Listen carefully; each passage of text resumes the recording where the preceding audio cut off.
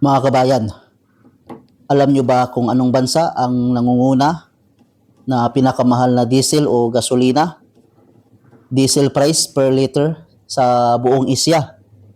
So mga kabayan ay talagang ngayon talaga ay talagang naramdaman natin ang tinaas ng presyo ng langis ng diesel sa Pilipinas. Dahil ang Pilipinas talaga ay nangunguna, number 1 na pinakamahal per liter. So, pangalawa, Vietnam. Pangatlo, Malaysia. Pang-apat, Singapore. Pang-lima, Japan. Pang-anim, South Korea. Pang-pito, Thailand. Pang-walo, Indonesia. So, ang Pilipinas nangunguna talaga mga kabayan. Sobrang mahal ang gas, no? Kaya halos wala nang nagbibiyahe talaga dahil ang mahal ng gas. Biruin mo ang increase. Ito ay 2 buwan from February 2026 to March 2026. So increase. So ang Pilipinas 97.7%. Ang Vietnam 79.39%. Ang Malaysia 58.2%.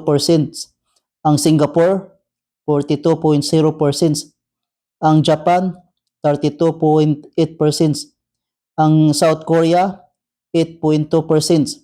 Ang Thailand 9.59%. Ang Indonesia 7.5%. So kung mapapansin natin, ang taas ng agwat ng nilalamang ng Pilipinas sobrang taas. 97.7%, halos mag 100% yung increase, grabe. Grabe ang laki ng tubo, no? Talagang tubong lugaw talaga, halos try-4 o talagang doble-doble talaga ang presyo nito. Sobrang lala. At ang nakapagtataka lang dito mga kabayan, pati mga pangunahing bilihin, damay na. Mga pagkain, mga gulay, mga prutas, isda, halos lahat talagang nagtataasan, nagmamahalan. 'Di ba? So sa Middle East ang may gera, ang may gulo ay Middle East. Buong Middle East apektado. Pero ang nagmahal lang, apektado number 1 talaga, langis lang yung mga gasolina. Pero pagdating sa mga pangunahing pagkain, mga pangunahing bilihin sa mga market, hindi naman nagtataasan yung mga presyo, halos sa normal lang. Hindi kagaya dyan sa Pilipinas, halos lahat ay talagang nagmamahalan, grabe, pahirapan ng bilhin, hirap ng magtipid. So yung 1,000, ano na lang ang mabibili dyan sa 1,000 peso, no? Tapos kung maraming pamilya, so talagang napakahirap. Sa bigas pa lang, ang isang sako na 25 kilo, umabot na nata sa 1,600 ang isang sako na 25 kilo. Na dati ay mabibili lang ng almost 800, mga ganon. Pero ngayon, grabe, sobrang taas. Sobrang mahal. Ang bigat talaga, napakahirap mga kabayan, no? Kaya talagang napakahirap labanan ang pagmamahalan ngayon ng mga bilihin.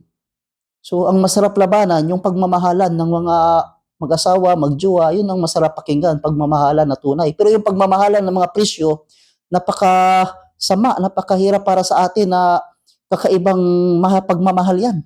Talagang pinahirapan tayo mga kabayan, no? So, paldo-paldo ang mga businessman ngayon, mga oligarko, no?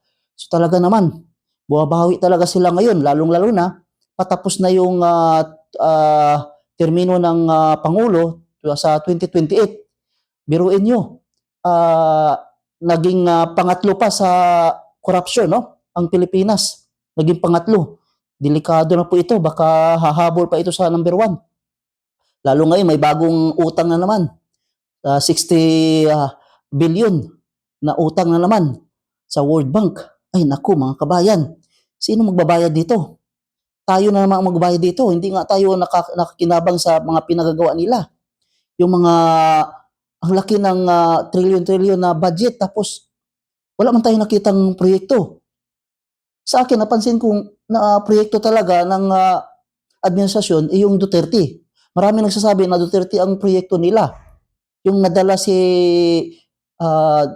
Tatay Digong sa Dahig, yun yung number 1 na project nila na nagtagumpay sila, no? Doon pa lang, paldo ang ICC. Pero inyo, milyon ang bayad niyan. Imposible walang bayad ang ICC niyan. Hindi man alam ng ICC ang nangyayari sa Pilipinas. Mga heresy lang yan at kung ano yung mga papadala ng mga mensahe, makikinig lang yung ICC. Pero sa katotohanan, sa Pilipinas, ang mga Pilipino, ang mga mamamayan, mga kapwa natin Pilipino ang nakakaalam sa pangyayari sa Pilipinas. Hindi ba? Napakahirap ang sitwasyon ngayon. Kung sino yung totoo, sino yung gumagawa ng tama, kabutihan para sa kapwa, siya yung inaapi ngayon. So, kakaiba ngayon ang mga nakaupo sa gobyerno. Parang talagang kakaiba sila. Kakaibang nilalang mga kabayan. Ano kayang mga pinagkakainito o mga hihit-hit? Mukhang mga adik yata itong mga to. No? Grabe ang mga trip-trip nito mga to. Sila lang ang masaya. Naging masaya sila sa kanilang mga ginagawa na hindi masaya sa kabuuang Pilipinas. Kakaibang kasiyahan nila. Yung masama sa kanila, masaya sila. Pero sa atin, yung kabutihan ay para sa lahat na dapat na kung saan ay masaya ang buong Pilipinas, ay sa kanila iba. Lalong-lalo na ay yung mga media, halos lahat yan, baka may mga binabayaran. No? Halatado naman yung mga bias na media. Kaya mamili kayo mga kabayan, no? So yung panuorin natin mga nagbabalita, talagang wag nating tangkilikin kasi yung iba niyan ay talagang ang isip natin binibrinwas, no? So kapag sinusundan natin ang mga ganyan, pati tayo naniniwala na ganito ang ginagawa ng gobyerno pero kabaliktaran sa meron silang agenda na sila lang nakakaalam. Kasi nga halata naman ngayon ang mga nangyayari. Sobrang mahal ang mga bilihin, no? Parang hindi na makatao ang ginagawa sa kapwa natin sa Pilipinas. Grabe. Sana mga namumuno, mga kababayan namin, kung mahal nyo kaming mga bumuboto sa inyo na nakaraang eleksyon, sana naman po balikan nyo ang nakaraan na kaya kayo nandyan para sa pangkalahatan, hindi lang para sa iilang tao lang, hindi lang para sa mga mayayaman at sa mga kaibigan nyo lang na kung saan kayo kumikita, doon lang kayo. Wala na kayong pakialam kung ano yung tama. Basta pira-pira na lang. Ay naku mga kabayan. So, ay Diyos ko po, grabe na ito.